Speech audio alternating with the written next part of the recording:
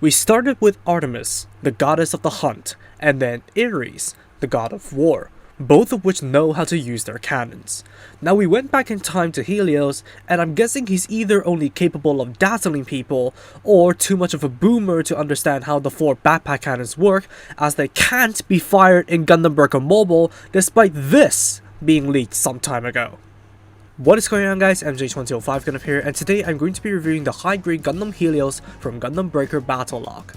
Named after the Greek Titan god of the sun, the open wings, onboard firepower, and clear parts allow it to dazzle its opponents like a literal sun. This kit is made up with a total of 11 runners and a moderately sized sticker sheet. The Destiny Head and X related parts are molded on new runners, but said runners have no gates, which means there is little hope for a high-grade Artemis or Arrayus unless custom conversion kits are released later on.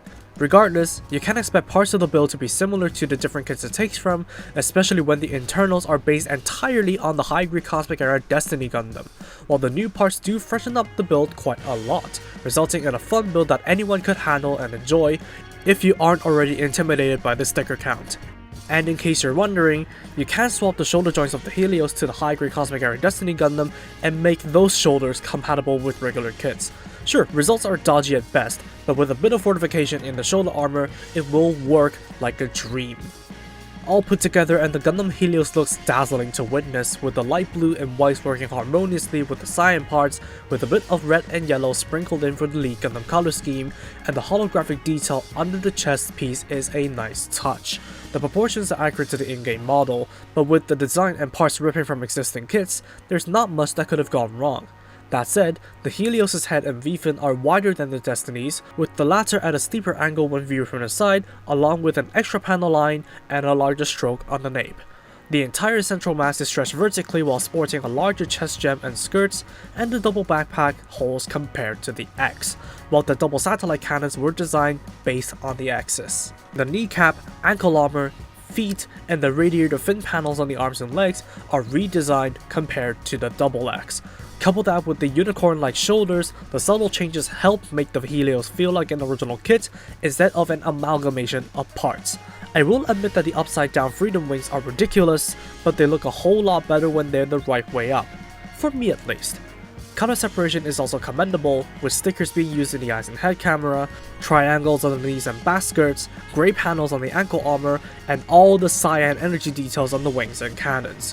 While high in quantity, none of them are particularly bad, though silver stickers under the clear shoulder pieces would have helped bring them out since they look nigh on invisible, especially on camera. Other than that, painting the chest Vulcans and feet pistons is all this kit really needs, but otherwise it's perfectly displayable out of the box. At 13.5 centimeters tall to the top of the head, it is taller than the average Gundam. But of course, its effort to mimic the double X gives it a much taller overall height. Coupled with the wingspan, it produces a larger than life display. Articulation begins with a double ball jointed head so you can roll it around to the funky chicken, and rotate 360 without any limitations. The arms can swivel out just a tiny bit, don't overdo it because this custom shoulder connection is not the best thing in the world. They can still roll in their sockets and rotate until they hit the wing. The arms can go out perpendicular to the body altogether, and there is a bicep and forearm rotation on top of the double jointed elbow and the ball jointed wrist. The stomach and waist are on double ball joints, so you can perform a bit of crunching and a full 360 waist rotation, but I find that the abdomen ball joint is rather loose, so beware of that. Coupled with the gigantic backpack, it doesn't really help its case that much. Now the front skirts can move, the side skirts can move upwards and backwards just like the Destiny Gundam, they share the same frame after all, and the back skirts are as usual stationary. The leg drop down mechanic from the Destiny Gundam is carried over for maximum leg articulation going forwards, backwards, and outwards the full splits. There is a thigh swivel and a very nice double jointed knee. The ankles can move forwards and backwards very far, side to side not that much but sufficient, and rotate. The ankle armor is independent and the toes can point down. The wings can rotate at the base as you've seen before, and they can also flap in and out and open up to mimic the light strokes of cartoonish suns. The double satellite cannons have their double hinge on the backpack, and they can rotate for deployment, but you have to steer them clear of each other or else they will collide and make a whole mess of themselves. And in terms of ground balance, this kit is very back heavy due to the giant backpack, so more often than not, it is propped up by the satellite cannons on the back.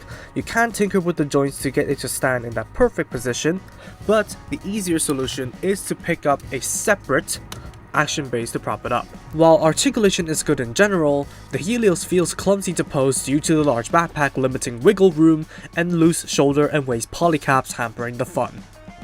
Accessory starts with the normal holding hands and the palm of Fiochina hands, so there aren't really too many options there if you don't have him holding something or blasting someone like Iron Man. The palm of Fiochina hands look cool when used, and the blast effect part still works should you choose to steal that from your existing high-grade Destiny Gundam. The beam rifle is the exact rifle the Destiny uses, so there's not much else to say other than needing to paint the scope white and the aquamarine details on the side. It has a movable scope and foregrip, and the Helios has no trouble holding it. You can also securely store it on the back skirt when not in use. For defensive purposes, the clear parts on either forearm can be replaced with the beam shield effect part.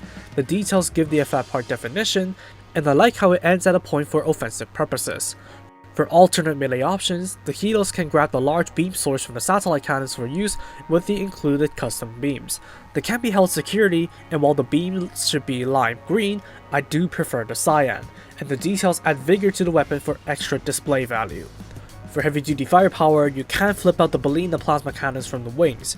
They function exactly like the Freedom's cannons, just upside down.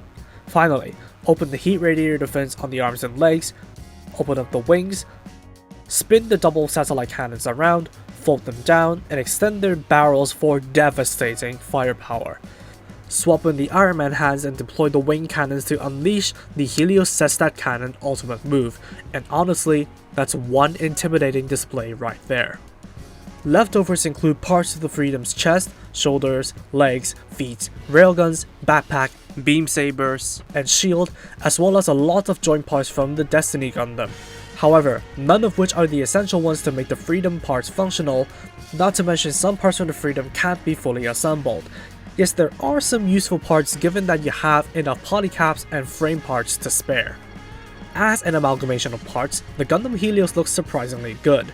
On top of the accurate representation, the subtle silhouette changes and great color separation help this kit feel original and can be displayed right out of the box apart from the invisible shoulder clear pieces. Though immediately falling short with handling with the loose polycaps hampering the fun of the latent articulation with barely any wiggle room to spare.